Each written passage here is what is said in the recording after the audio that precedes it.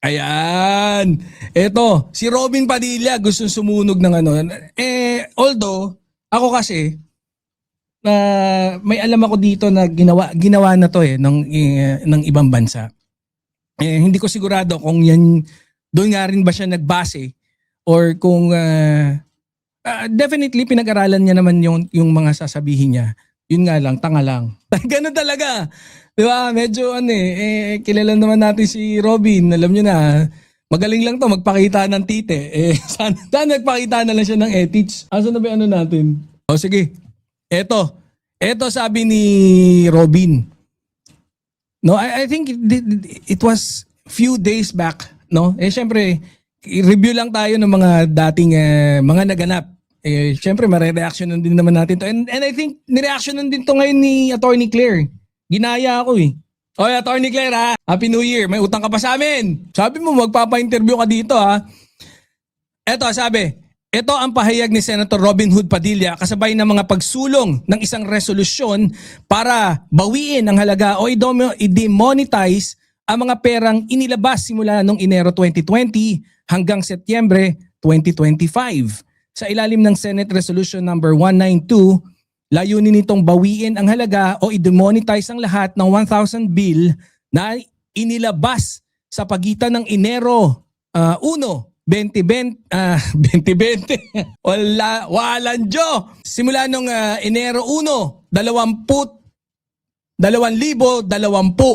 hanggang Setyembre 30, 2025 bilang hakbang laban sa talamak na korupsyon sa Pilipinas. Ito sabi niya, alam kong suntok ito sa buwan. Marami dito maaapektuhan. Unang-una, yung mga politiko.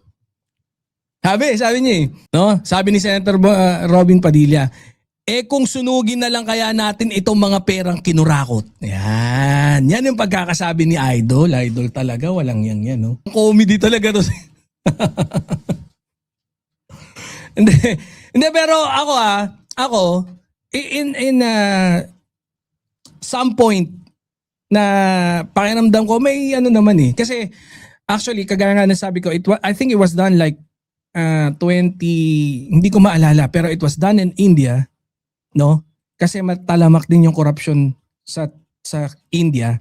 And ang ginawa ng pinaka-prime minister is mag-declare nga na binigyan ng ultimatum yung mga mamamayan nila na yung mga lumang papel, yung lumang mga denomination ng 1,000, I think, no? Basta malaking halaga, pagka yung mga luma na, oras na para sunugin at palitan ng bago. Yun. Ngayon, kasi nga, parang ganun nga ang ginagawa ng iba kasi, hindi na sila nagbabangko. 'Di ba? Hindi sila nagbabangko, kaya ang ginagawa na lang nila, tinatabi nila sa bahay. Kagaya no, yan yun kung saan ngayon yung nangyayari dito sa Pilipinas. No, diyan sa Pilipinas. Kung saan, yun nga, feeling siguro ni Senator Robin Padilla, isang magandang solusyon. I think you have to give it to him naman dahil ang gusto lang talaga ni Robin siguro magbigay ng solusyon para dun sa inaakala niya na makakapapigil dun sa korupsyon. Pero kanina, I think I have to disagree with myself a while ago na parang pinag-aralan. Kasi siguro, ano lang, no? Nasa konsepto pa lang, hindi pa pinag-aralan ng team, tapos siguro excited masyado. Ayun, sinumba, binanggit na. I think siguro, kung medyo mas mapag-aaralan pa niya, yung gusto niyang gawin na yan, sa tingin ko medyo mas magiging okay. No? Baka naman magkaroon ng positibong resulta.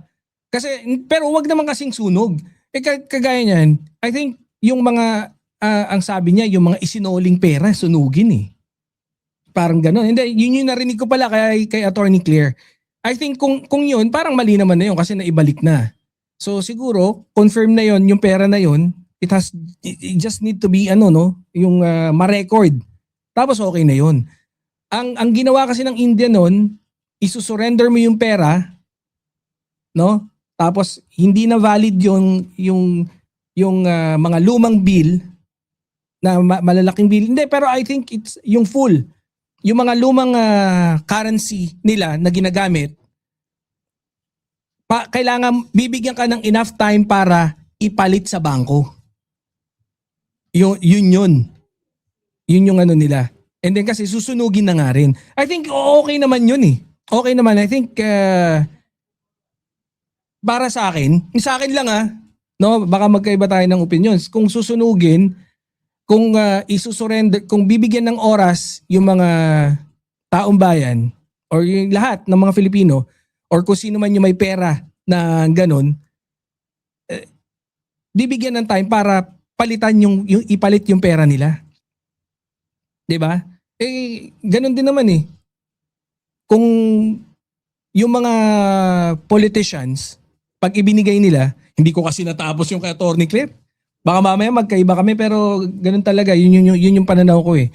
So kung ano ba ang masasabi nyo dyan? Mamaya, pagkatapos ng basa tayo ng comment nyo.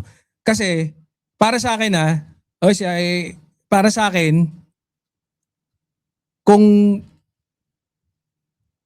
kumbaga, yung perang nakaimbak, kunyari, kagaya ng niyayabang ni Mayor Magalong, di ba?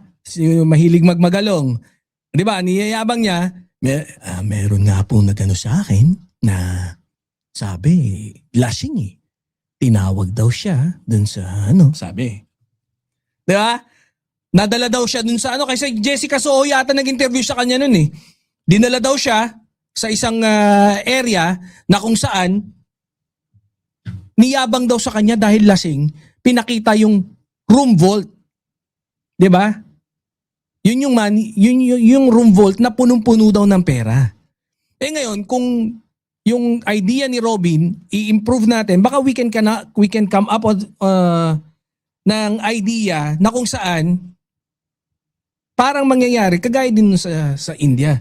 Pero kasi very timely yung pag-declare ng India na government noon kasi parang luma na rin yung mga pera eh. Luma na yung mga currency. So pwede na kumbaga kasi kagaya niyan, yung mga pera kasi mayroon ding yan eh. May time span lang yan, may lifespan, no? Kunyari, lang 10 years, 15 years, 20 years, ganun, no? Siguro yung mga pwede rin kung lahat ng mga pera na accumulate from 2016 hanggang 2020, pag yan yung pera mo, patay tayo dyan. Kailangan ipalit. Pwedeng palitan ng bangko. 'Di ba? Kasi luma na. Pwedeng palitan. Ngayon, kasi hindi, no? Yun kasi ang ginawa, pinalitan lahat eh. 'Di ba? Pero pinakamaganda niyan, palitan yung 1,000, ilagay na yung mukha ni Digong sa bagong 1,000. Kaya lang, kailangan nakagarapon na siya. Black joke! Sorry. Hindi. Dapat palitan din yung bagong pera para mas maganda yung dahilan, di ba? Opo, papalitan dahil hindi na yan valid, magiging invalid na. 'Di ba? May parang may enough na reason para talaga i-surrender yung pera. 'Di ba? So ayan, basa nga tayo bago tayo mag-proceed dun sa ano masasabi nyo dito sa sinabi ni Robin? Kasi you have to consider na si Robin, kahit bobits yan, gusto naman niya. Okay, gusto naman niya na makatulong dun sa korupsyon. Bobits lang, ha? Pero maaliw naman yung mga badings dyan pag nagpakita yan ng edits. Pagpakita ka nila ng edits, idol. Ano sabi rito? Para sa akin, sabi ni Ma'am Mesyang, para sa akin si Robin, magaling sana sa action at drama. But hindi ako kampante para maging senador. Wala na tayong magagawa, senador ni. Tuwa naman si Ate Tiger. Happy New Year. Sabi ni Ma'am May Perea, mahal gumawa ng pera tapos susunugin lang. Yan. Yun nga eh. Yun yung ano eh. No? Parang maganda nga sana, palitan na lang. Ipalit. 'Di ba? Papalitan yung pera. Ngayon, pagka okay na, nagkaroon na ng time limit, palitan, after a year, pwede ulit ilabas yung pera. Hindi, sige. Kailangan nga maisip kasi, yun nga sinabi ko, you have to consider na yung adhikain ni Robin, maganda naman. Maganda naman yung adhikain ni Robin eh. Yung gusto niya, no? And I think, pagka pinag-aralan, we can come up of a better idea na pwede nating magamit para nga yung makatulong. Mas makuha natin yung punto ron. No, yung gusto niyang pinupunto. Oh, kaso mukhang mukhang end game yung ano niya eh. Yung mukhang mali nga yung susunugin, no? Kasi nga yun nga, yung production ng pera, yung papel kasi noon may value din, may value talaga yun eh, 'di ba? Kagaya ng mga pera dati, yung nickel, yung ganong kalaki na nickel na 25, ang halaga talaga noon 25.